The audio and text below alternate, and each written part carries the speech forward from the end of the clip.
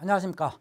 자, 이번 시간부터는 소방법령을 할 차례인데요. 소방법령 첫 시간으로 기본법을 먼저 시작할 건데, 기본법을 시작하기 전에 우리 소방법이 어떻게 변해왔는지 간단하게 설명을 드리고 가도록 하겠습니다.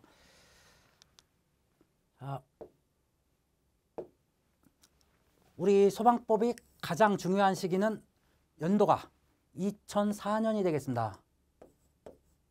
이 2004년도에 소방국이 이전에는 내무부였고요. 관할 부처는 내무부였고, 물론 행정자치부가 잠깐 있었긴 하지만 그 중에 소방국 안에 내무부 속에 소방국이 있었습니다. 그런데 2004년이 되면서 여기에서 어떻게 독립을 했냐면 소방방재청으로 독립을 했죠.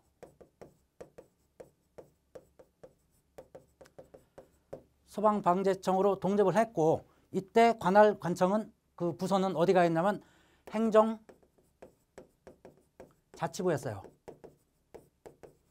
그러다가 중간에 뭐 행정안전부,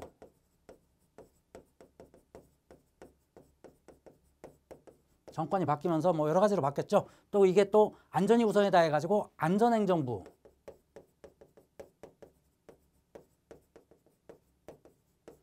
이런 식으로 바뀌다가 자, 어디에 와가지고 2014년 어떤 일이 있었냐면 세월호 사건이 났죠.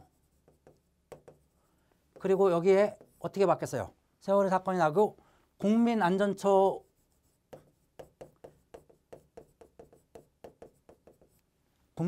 안에 소방본부로 또 들어가게 됐죠. 어렵게 소방방재청이 독립을 해가지고 이쪽에 나와가지고 이때 만들어진 것이 뭐냐면 소방4분법.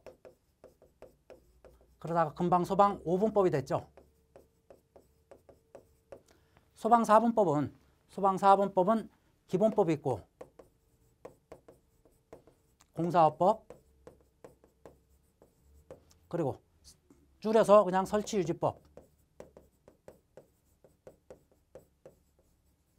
그리고 위험물 안전관리법,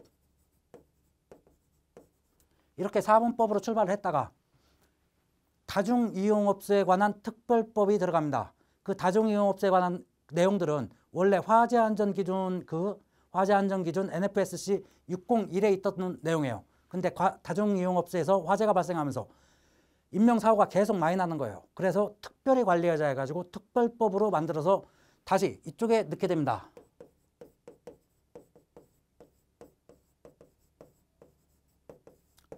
이렇게 만들어서 소방5분법이 되겠죠.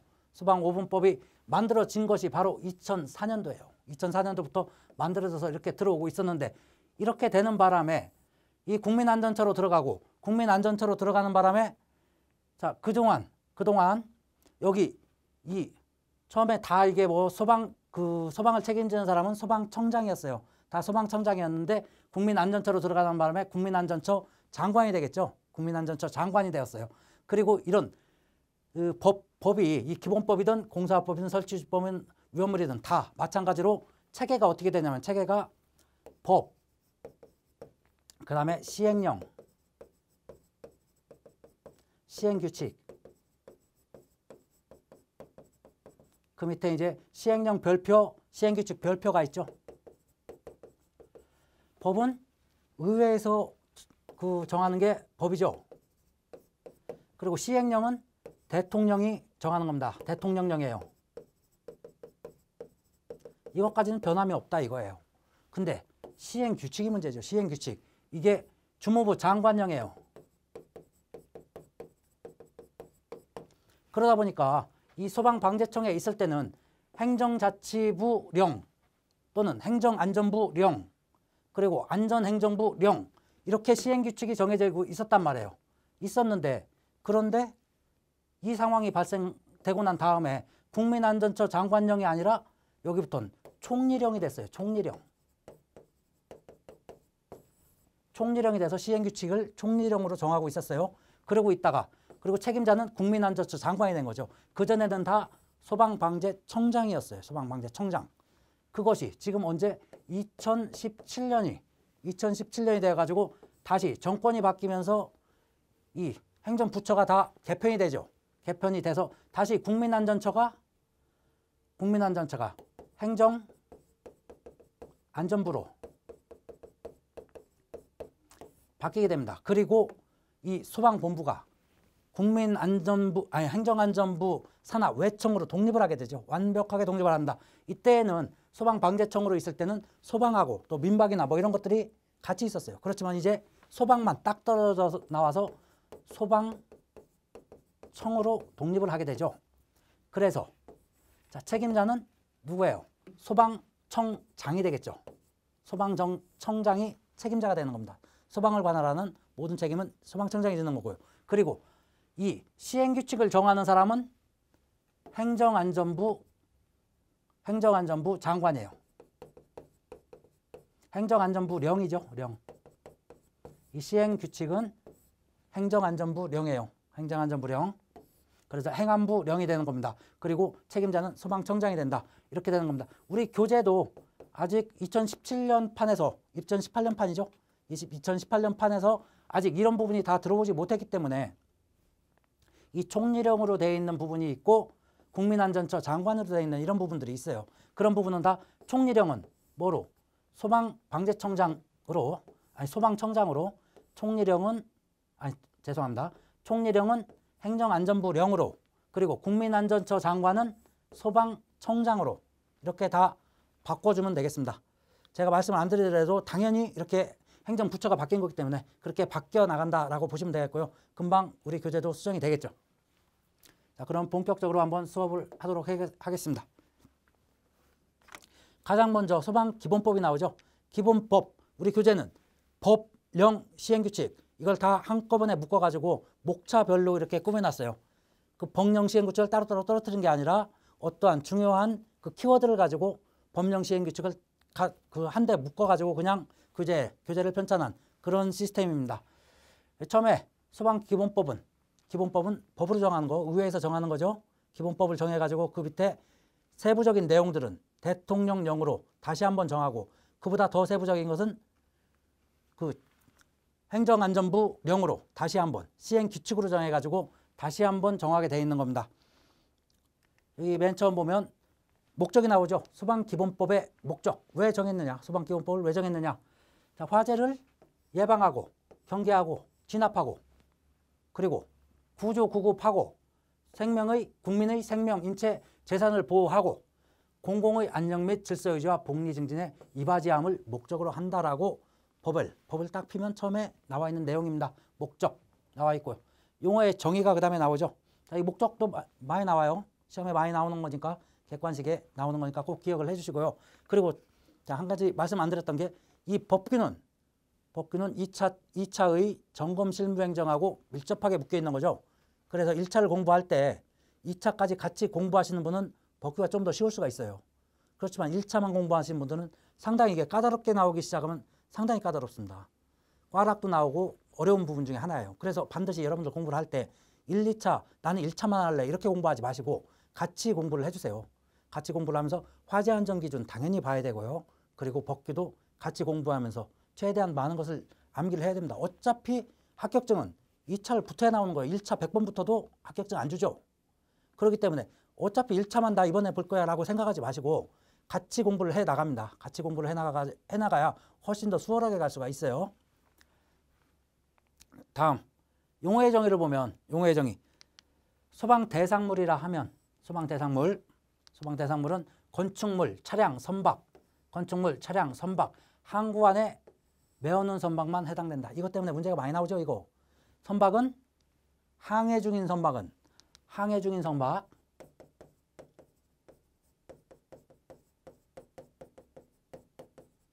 선박은 소방대상물이 아니다라는 거죠. 아주 중요한 내용이죠. 이거. 그리고 선박, 건조 구조물, 산림, 그 밖에 인공구조물 다 소방대상물에 들어갑니다. 다 이런 차량 같은 건 움직여도 다 소방대상물이지만 항해 중인 선박은 그렇지 않다라는 거예요. 그리고 그 다음에 나오는 것이 관계지역. 관계지역이라면 소방대상물이 있는 장소를 관계지역이라 하고 그 이웃 지역으로서 화재 예방, 진압, 구조, 구급 활동에 필요한 지역 이런 건 그냥 암기를 해주시고요. 그리고 관계인은 소, 관, 점이라는 거죠. 세 가지니까 문제에 나올 확률이 높죠. 왜? 객관식은 4개고 사지선다고 그 중에 하나가 답이 아니기 때문에 3개는 답이라는 거죠. 자, 소유자는 건물을 산 사람, 사가지고 있는 사람, 그리고 관리자는 거기에 직원들, 그 건물에서 일하는 직원들, 이런 분들을 얘기하고요. 점유자는 새 들어 사는 사람, 뭐 이런 사람들을 점유자라고 하겠죠. 다음 소방본부장. 소방본부장은 특별시, 광역시 또는 특별자치도 또는 뭐 그에서 화재 예방, 경계, 진압, 조사, 구급, 구조 등의 업무를 담당하는 부서의 장을 소방본부의 장이라고 하고, 소방본부가 더 큰 거죠. 소방서장이 있죠. 소방서는 관할 구나 군, 시, 작은 시 이런 데에 있는 것이 소방서고요. 그리고 소방본부는 그 큰 특별시나 광역시 또는 경기도 같이 큰 도, 뭐 이런 도들, 그런 도에 있는 것들 소방본부입니다. 그래서 본부가 당연히 소방서보다는 큰 거예요. 소방서장하고 소방본부장이 하는 일은 거의 동일하다고 보면 되는 겁니다. 단지 규모의 차이가 있는 거죠. 그래서 법에서도 보면 언제나 소방본부장, 소방서장은 같이 다녀요. 같이. 꼭 거의 같이 다닙니다. 그 다음에 나오는 것이 소방대입니다. 소방대. 소방대라 하면 화재를 진압하고 화재, 재난, 재해, 그 밖의 응급 상황에서 구조, 구복 활동을 하기 위해 구성된 조직체입니다. 그 소방대의 종류에는 공, 무, 용 이렇게 있죠. 암기하시는 건 여러분 마음이고 이것도 3가지입니다. 소방공무원은 당연히 공무원 시험을 보고서 합격한 사람들, 그런 사람들이 소방공무원이고요. 의무소방원은 군대 대신 소방서에 와서 근무하는 사람들, 의무경찰이나 똑같은 개념이죠. 그리고 의용소방대원은 그 관할 소방서장이 그 주위에 있는 주민이나 이런 사람들로 하여금 자원, 자, 거기에서 도움을 줄 수 있는 사람들을 모아가지고 만든 그런 것을 의용소방대원이라고 하죠. 그리고 그 다음이 소방대장. 소방대장은 어떤 사람이라고 딱 정해져 있는 것이 아니고 어떤 관할 그 구역 안에서 화재가 났어요. 그러면 그 관할하는 구역의 책임자, 소방서장이나 또는 소방본부장이나 그런 사람들이 와가지고 거기에서 책임을 지고 그 화재 현장을 책임지고 그 화재를 진압해야 된 그 책임자를 얘기하는 게 소방대장입니다. 소방대장. 재난, 그 위협 발생 현장에서 소방대를 지휘하는 사람입니다. 누가 될지는 모르는 거죠. 누가 관할 소방서장이 될 확률이 높겠죠. 그리고 소방기관의 설치. 소방 업무는 뭐 이런 업무가 있고요. 소방 업무를 수행하는 소방본부장 또는 소방서장의 지휘권자는 누구예요? 소방본부장, 소방서장의 지휘권자는 시도지사입니다. 왜? 우리나라는 지자체고요. 지방자치단체고 그 소방공무원들은 지방공무원이죠. 지방공무원이에요. 우리 소방청만 중앙에 있는 거고 나머지 소방본부, 소방서 이건 다 지방자치단체장으로부터 그 지휘를 받아야 되는 겁니다. 시도지사가 다 지휘를 하는 그런 겁니다. 소방 업무에 대한 책임은 누가 있어요? 당연히 시도지사가 지는 겁니다. 모든 책임은 시도지사가 지는 거예요. 그리고 뭐 소방 업무를 하다가 사람이 잘못돼서 죽거나 뭐 이런 여러 가지 문제가 발생했을 때 비용을 지급하고 뭐 이런 거 다 지자체에서 시도지사가 줘야 되는 얘기예요. 소방서장, 소방본부장은 불 끄는 것만 하면 되는 거지 다른 책임을 지는 거 아니죠. 4번 소방 업무를 수행하는 소방기관의 설치에 대한 필요한 사항. 소방기관의 설치. 대통령령으로 정한다. 기관은 어떻게? 소방서를 만약에 내가 어떤 시, 어떤 읍, 뭐 어디, 구, 뭐 이런 데다가 내가 설치를 하겠다. 그런 내용들은 누가 정해요? 지자체에서 정하는 게 아니죠. 그거는 대통령령으로 정해가지고 그 기관을 만들어주면 그 관리나 이런 것들은 지자체에서 하는 거죠. 소방 업무에 대한 종합계획은 국가가 5년마다 수립하여 시행한다. 자, 이것도 상당히 중요한 내용입니다. 우리가 크게 알아야 될 문제는 아니지만 그건 시험에는 자주 나오는 그런 내용이죠. 그 다음에 종합상황실이 나옵니다. 종합상황실.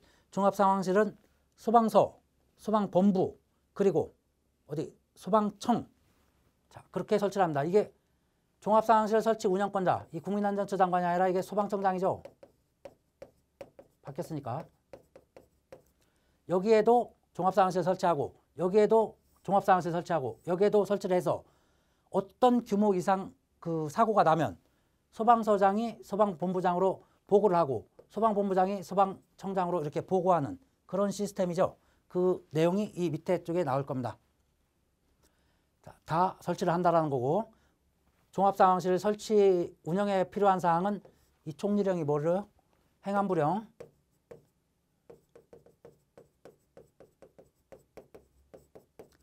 행안부령으로 정하고 있다. 이렇게 되는 겁니다. 소방서의 종합상황실은 소방본부 종합상황실, 소방본부 종합상황실은 국민안전처 종합상황실, 소방청으로 각각 이렇게 보고를 해야 된다. 그런 시스템이 돼야 된다는 거고요. 실장의 업무는 뭐 이런 업무가 있고요. 한번 읽어보시고. 보고를 해야 되는데 보고를 아무거나 다 보고하는 게 아니고 일정 규모 이상만 보고를 한다 이거죠. 그 일정 규모 이상이 어떤 거냐면 이런 내용들이 있다는 겁니다. 사망자 5명 이상, 사상자 10명. 사상자는 뭐예요? 죽거나 다치거나 합쳐가지고 10명 이상이면 보고를 해야 된다는 거예요. 소방청까지. 그리고 이재민 100명 이상, 재산 피해액 50억 이상, 50, 50, 100. 이 정도는 암기하셔야 되겠죠. 100억, 100명, 50억. 자, 이거. 그리고 이런 부분도 나와요. 관공서, 학교 다. 이게 뭐예요? 다 공공기관이죠. 공공기관. 그리고 조금 특별한 게 이게 정부 및 도정공장. 조금 웃기긴 하지만 자, 이 부분이 들어가 있다는 겁니다. 정부 및 도정공장. 이런 게 나와요. 이런 게. 그리고 문화재, 지하철, 뭐 지하구의 화재. 뭐 이런 건 당연하겠죠. 상당히 사람들이 많이 다니는 그런 데니까. 그 문화재는 아주 중요한 거니까. 그리고 뒤에 나오는 것들이 관광호텔, 11층 이상 건축물, 지하상가, 시장, 백화점 이런 것들. 상당히 불특정 다수가 많이 오고 가는 그런 부분들이죠. 그런 부분에서 사고가 날 확률이 높다라는 거. 그리고 큰 것들이에요. 큰 것들인데 여기에 이게 하나 또 껴들어가죠. 다중이용업소의 그 화재. 다중이용업소에서 화재가 나면 거의 사망사고가 발생하더라는 거예요. 그래가지고 다중이용업소가에서 사고가 나면 바로 종합상황실에 보고를 하게끔 이렇게 되어 있습니다. 그리고 이거 뭐 언론에 보도된 재난상황. 조금 크면 언론에 보도가 되겠죠. 작은 것들이 뭐 언론에서 굳이 그런 걸 보고를 하겠습니까? 보도를 안 하겠죠. 그 다음에 나오는 것이 소방박물관. 소방박물관하고 소방체험관이 있는데 박물관과 체험관이라고 했을 때 규모가 느낌상 박물관이 클 것 같죠. 박물관이 큰 거예요. 느낌상 박물관이 크기 때문에 박물관과 체험관이 있을 때 박물관은 중앙정부에서 그리고 체험관은 지자체에서 운영 관리한다 이거죠. 박물관의 설립 운영은 누가? 자, 이게 밖에서 소방청장이죠. 중앙정부에서 하는 거죠. 소방청은 중앙이고 나머지는 다 지방 공무원이에요. 그리고 소방박물관의 설립 운영에 관한 사항은 행안부정이죠.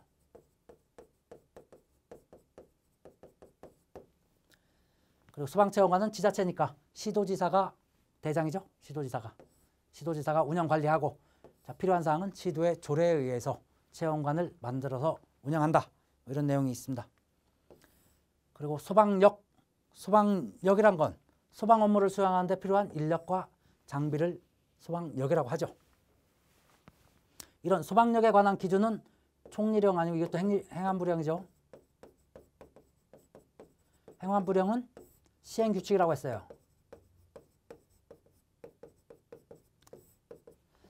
자, 이런 뭐 장비, 기술적인 기술 기준 이런 것들은 다 시행규칙이에요. 시행규칙. 그보다 조금 더 넓은 범위나 뭐 이런 것들 그런 것 정하는 것이 대통령령, 즉 시행령 그런 거예요. 이런 인력과 장비 나오고 뭐 이런 부분들은 다 시행규칙이라는 내용입니다. 소방령의 기준은 시행규칙에서 정하고 있다. 시행규칙이 곧 장관령이라는 거예요. 장관령. 관할구역의 소방력을 확충하기 위해서 필요한 계획의 수립 권자는 시도지사가 관할구역이니까 당연히 얘는 관할구역이라는 얘기가 나오고 있으니까 당연히 관할구역은 지자체장 이렇게 되는 거죠. 소방자동차 등의 소방장비 분류 표준화 이런 거 다 이런 장비 또는 기술기준 이런 건 다 행안부령 시행규칙이라는 거예요. 시행규칙에 정하고 있다 이런 겁니다. 그 다음에 보면 대통령령이 나오죠. 어떤 부분이 대통령령으로 나오냐면 국고보조의 대상사업의 범위 어떤 일정 범위 조금 더 큰 그런 범위라고 보면 되는 거죠. 구체적인 내용은 어디에서? 행안부령 시행규칙에서 정하는 거고 그런 범위들은 대통령령으로 정한 거고 이런 게 있다라는 거는 그건 법에서 정하는 거예요.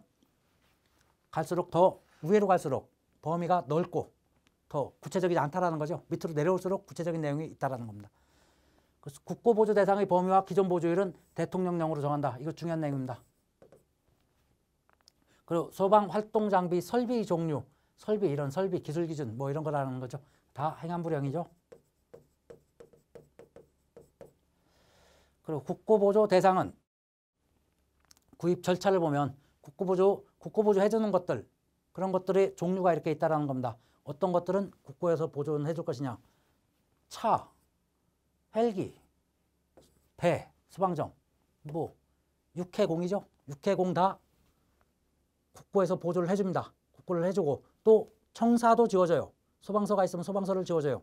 그렇지만은 그 옆에 부설되는 기숙사나 뭐 이런 건 져주지 않아요. 그거는 지자체가 지어야 되는 거예요. 청사만 지어줘요. 소방 청사의 건축 이것만 져주고 그리고 방화복 등 소방 활동에 필요한 소방 장비 이게 지원이 된다라는 거죠. 국고에서. 그런데 소방의는 지자체에서 사입을 하는 얘기예요. 사입어요. 근데 방화복은 지원이 된다는데 어디는 많이 지원되고 어디는 많이 안 지원되는 건지 모르겠지만 어디 부자 지자체는 좋고 또 그러지 않은 데는 뭐 나쁘고 그렇다고 하죠. 그리고 전산장비 이런 것들은 국고보조 대상이라는 겁니다. 그 다음 5번 국고보조 산정을 위한 기준 가격 뭐 이런 거 한번 그냥 읽어보시고요. 그 다음에 나오는 것이 소방용수시설의 설치 및 관리 소방용수시설입니다. 우리 나중에 구조원리에서 보면 구조원리에 가보면 소화용수 설비를 할 거예요. 소화용수 설비에는 상수도 소화용수 설비하고 소화수조 저수조가 있습니다. 그거는 사설이죠. 내가 건축물을 지면 건축물의 연면적이 5,000이 넘거나 뭐 이러면 그거 소화수조 저수조의 대상이 되니까 거기에 상수도 소화전을 박든지 수조를 박든지 해야 되는 거예요. 그건 사설이고 이거는 공설이에요. 소화용수시설 이건 공설이에요. 공설.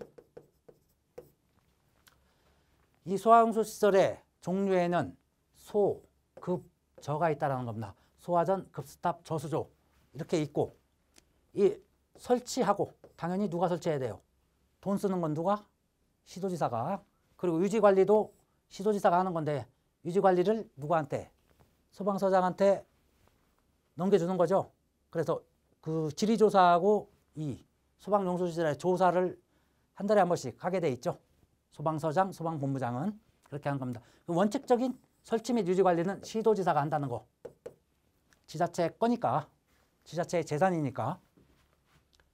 2번 보면 수도법에 따라 소화전을 설치하는 일반 수도 사업자는 관할 소방서장과 사전 설치를 거친 후 소화전을 설치해야 하며 설치 사실을 관할 소방서장에게 통지하고 그 소화전을 유지관리해야 한다. 즉 이게 뭐예요? 관할 소방서장이 관리 감독해서 유지관리하라는 얘기예요. 이게 원칙적으로는 저 시도지사가 그 유지관리해야 되는 거고 그거를 이쪽에 위임한 거죠. 위임하게 된 겁니다. 소방용수시설의 설치에 관한 기준은 이런 설치 기준, 이런 기준들 모든 기준은 다 어디? 총리령이 아니죠. 뭐 행안부령.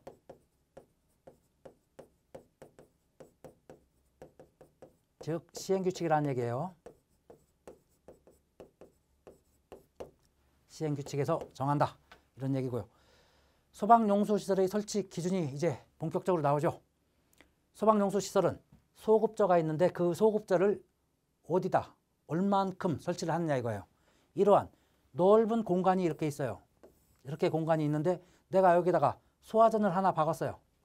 그러면 여기에서 수평 투영 길이 이렇게 보는 거죠. 면적이 100m 딱에서 반지름으로 돌려요. 쭉 돌려가지고 이 범위 내에는 얘 하나가 커버한다 이거예요. 그럼 커버 못하는 이런 공간들 그럼 또 만들어야 되겠죠. 여기에다가 소화전을 박던 급수탑을 박든 저수저를 심든 심어가지고 또 이렇게 돌려보는 거죠. 이게 얼마? 100m. 얘도 100m. 반지름이 100m로 이렇게 돌리는 겁니다. 그게 어디? 주상공. 주상공은 100m예요. 주상공. 우리 소화수조, 저수조, 소화수조, 소화용수설비. 소화용수설비는 다 140이죠. 그냥 100짜리는 없어요. 사설로 설치하는 건 다 그냥 140 안에만 들어오면 돼요. 그렇지만 이 공설은 주거용, 상업용, 공업용 얘는 다 100m 더 촘촘히 박으라 이거죠. 더 촘촘히. 그 밖의 지역은 140m 이하마다 설치를 해라. 그런 내용이 있습니다. 소방용수 시설별 설치 기준 이제 하나하나씩 알아보자 이거죠. 소화전, 급수탑, 그 저수조 이걸 하나하나씩 자세히 좀 알아보면 소화전의 설치 기준. 소화전은 어떻게 생겼어요? 이렇게 간단히 한번 그려보면 이게 땅속에 이렇게 붙여 있는 거죠. 여기에 이게 돌릴 수 있게 핸들로 돌릴 수 있게 되어 있고 여기에 뭐가 있어요? 방수구가 이렇게 있는 거죠. 여기다 호스를 체결하는 거예요. 호스를 체결하고 얘를 돌리면 물이 나오죠. 물이 나오면 물을 쏘는 게 아니죠. 소방차에다 받아가는 거예요. 용수시설이에요. 용수. 물을 받는 그런 시설들입니다. 자, 이게 소화전이고요. 상수도와 연결하여 지하식 또는 지상식. 이건 지상식을 표현한 거고 지하식은 지하 이렇게 쓰면 여기 맨홀이 있죠. 맨홀 속에 소화전을 이렇게 설치해 놓은 거예요. 그래서 뚜껑을 열고 이 안에서 체결해가지고 끌어올리는 거 있고 또 뭐 반지하식에서 이렇게 올라오는 거 이런 것들도 있고 여러 가지가 있어요. 소화전의 연결 금속구의 구경은 65mm 이하로 할 것. 이게 65mm라는 거예요. 왜? 호스가 65니까. 소방관들이 들고 다니는 호스가 65니까 당연히 65로 하는 겁니다. 그리고 사설로 설치하는 그런 상수 소방수도 당연히 다 65짜리죠. 5개 소화전도 65. 그리고 소방관들이 쓰는 연결송수관 설비의 송수구도 방수구도 다 65mm입니다. 그리고 그 대신에 이제 안에서 쓰는 우리 관계자가 사용하는 옥내 소화전이나 이런 것들은 40mm짜리를 쓰죠. 40mm. 자, 그 다음에 나오는 것이 급수탑. 급수탑은 길거리를 가다 보면 여러분들 빨간 배관이 올라와 있는 걸 볼 수가 있을 겁니다. 이렇게 길이 있고 길 가에 보면 배관이 이렇게 올라와서 이렇게 생긴 이런 것들이 뜬금없이 써 있어요. 여기에 이제 밸브가 이렇게 있는 거죠. 밸브. 예, 이게 급수탑이에요. 여기에다가 뭐를 소방차를 이렇게 대고 물을 받아가면 되겠죠. 그게 급수탑입니다. 그리고 여기에 밸브가 하나 달려있는데 이 밸브의 높이가 애매한 이런 높이가 하나 있어요. 1.5에서 1.7. 소방에서 이 높이가 나오는 건 얘 하나밖에 없습니다. 1.5에서 1.7. 보통 우리 일반 조작하는 것들, 소방전기나 이런 데서 조작하는 것들 0.8에서 1.5 이런 게 있고요. 그 다음에 뭐 송수구나 채수구나 뭐 이런 것들이 0.5에서 1 뭐 이런 높이가 있죠. 그런데 얘네보다 조금 더 높죠. 왜 높아요? 1.5에서 1.7. 길거리에 있다 보니까 아무래도 조금 더 높게 설치하라는 게 의도였나 봅니다. 하여튼 이것만 아주 뜬금없는 수치가 하나 있는 거예요. 그게 이제 급수탑이었고요. 그 다음에 나오는 것이 저수조죠. 저수조는 땅에다 묻는 거죠. 땅에다가 수조를 이렇게 묻을 거예요. 묻는데 지면으로부터 낙차가 얼마? 4.5m 이하. 왜? 여기 이제 소방차가 와가지고 호스를 집어넣을 거예요. 이 호스 집어넣는 게 흡수관 투입구라고 하는 거죠. 딱 집어넣을 건데 얘가 당길 수 있는 게 땡길 수 있는 게 한계가 있다라는 거죠. 다 원심 펌프는 최대로 땡길 수 있는 게 얼마예요? 10.332죠.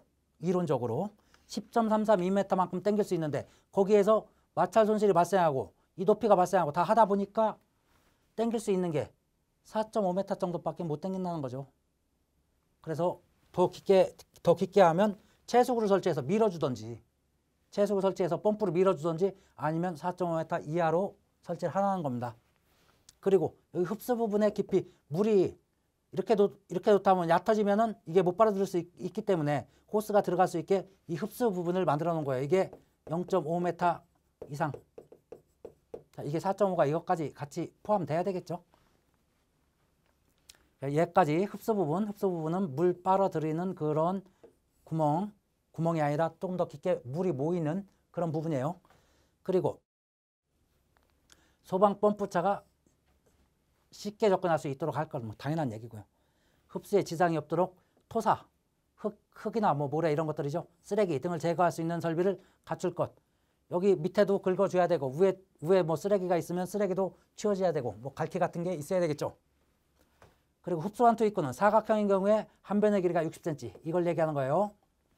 호스 집어넣는 흡수관 투입구. 사각형이면 이렇게 만들면 자 여기가 60 이렇게 이거 이상 만들고 또는 원형이면 지름이 60cm 이상 이렇게 돼야 된다.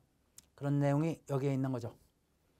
그리고 저수조에는 물을 공급할 수 있는 방법은 상수도에 의해서 자동으로 급수되는 구조일 것.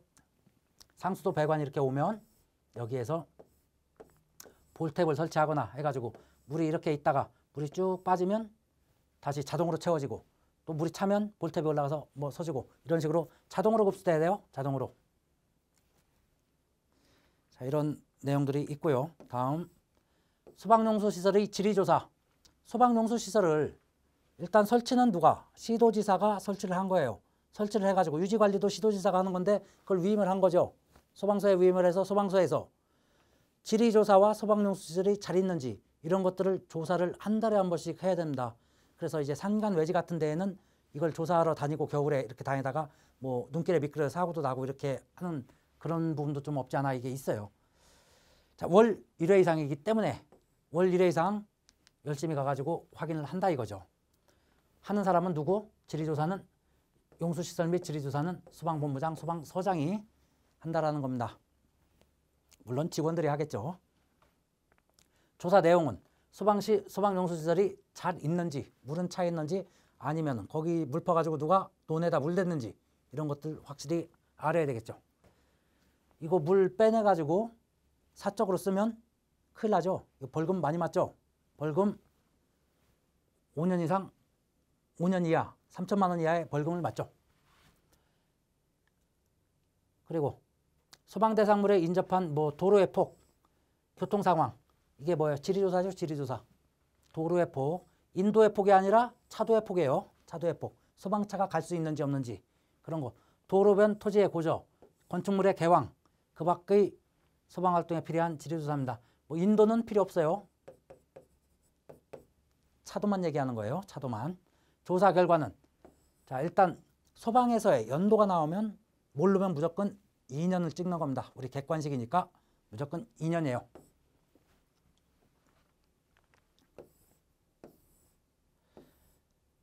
소방 업무의 응원이 나오죠. 소방 업무의 응원. 소방본부장이나 소방서장은 소방활동을 할 때 긴급한 경우에는 이웃한 소방본부장 또는 소방서장에게 응원을 요청할 수 있다라고 되어 있습니다. 우리가 뭐 지도에서 군이 뭐 이렇게 겹쳐 있다고 그래요. 그럼 여기가 A군, 여기가 B군, A시, B시라고 할까요? 근데 A시의 소방서는 여기에 있어요. B시의 소방서는 여기에 있어요. 근데 A군에 있는 여기에 있는 건물에서 불났어요. 그러면 누가 가까워요? 여기가 더 가깝죠. 근데 관할 지역은 누구예요? 여기죠. 하다 보니까 뭐 여기서 불났으면 아 이쪽 소방서에서 조금 지원 좀 해주세요 하고서 부탁할 수 있는 거죠. 그거를 이제 응원이라고 하는 거고요. 그런 내용들이 여기에 있는 거죠. 소방 업무에 응원을 요청받은 소방본부장, 소방서장은 정당한 사용 없이 그 요청을 거절하여서는 안 된다는 거고, 파견된 소방대원은 요청한 소방서장, 소방본부장의 지휘에 따라야 된다고 당연한 얘기죠. 그리고 소방 업무의 상호 응원 협정 사항은 어떤 부분을 협정을 할 것이냐. 내가 요청을 했으면 내가 지불해야 될 그런 의무가 있는 거죠. 그냥 공짜로 사용할 수는 없죠. 여기 A시에서 B시의 소방차가 출동해가지고 막 여기서 불을 꺼졌는데 여기에서 아무것도 안 받고 그냥 해줄 수는 없다는 거예요. 같은 지자체 같은 뭐 공무원이라고 해도 그렇게는 안 된다는 거죠. 지불할 건 지불을 해야 된다는 거지 이쪽에. 협정사항은 소방 활동에 관한 사항과 소방 활동에 관한 사항 중에서는 화재 경계 진압 활동, 화재를 진압할 때 어떻게 진압할 것인지 내가 우리 팀에서 먼저 가서 어떻게 진압하고 당신네들은 이쪽에서 어떻게 지원해달라 뭐 이런 내용들이겠죠. 그리고 구조 구급도 뭐 이런 부분들, 화재 조사 활동 이런 부분들이 있고요. 출동, 응원 출동 대상 지역 및 규모 이런 것처럼 자, 이 부분이면 이쪽으로 좀 와달라. 근데 이 부분에서 불났는데 여기서 와달라 이러면 안 되겠죠. 이 옆쪽에서 와달라 그래. 뭐 이런 내용이겠죠. 소요 경비 부담에 관한 사항, 자, 비용, 기름값도 들고 다 여러 가지 장비도 사용하게 되면 장비도 고장날 수도 있고 뭐 옷도 태워 먹을 수 있고 뭐 여러 가지 문제가 발생하죠. 그런 비용들을 다 어떻게 할 것인지 내가 지원했으니까 내가 다 대줄 것인지 아니면 50대 50으로 하자고 할 것인지 뭐 이런 내용들을 자, 협정을 하겠죠. 그리고 응원 출동의 요청 방법, 요청은 전화로 할 것인지 팩스로 할 것인지 뭐 어떻게 할 것인지 그런 거하고 훈련 및 평가 뭐 이런 내용이 있고요. 이거에서 주로 시험에 나오는 것들이 뭐예요? 여기에서 상호 응원 왔을 때 뭐 교육 같은 거 나오죠. 교육 내용, 교육이나 뭐 신호 방법 뭐 이런 것들, 훈련 신호나 화재 신호의 방법 이런 것들은 다 총리력으로 다 정해놓고 있는 거죠. 여기에서 상호 응원해 가면서 소방서장들끼리 그거를 만들고 교육에 대한 내용이나 뭐 이런 내용들을 정하고 그런 게 아니죠. 이건 다 총리령으로 정하고 있는 겁니다. 정해져 있는 거고 그런 내용은 아니에요. 이건 아닙니다. 이렇게 해가지고 응원까지 일단 알아봤고요. 이번 시간은 여기까지 하고요. 다음 시간에 이어서 진행하도록 하겠습니다. 여러분 수고하셨습니다.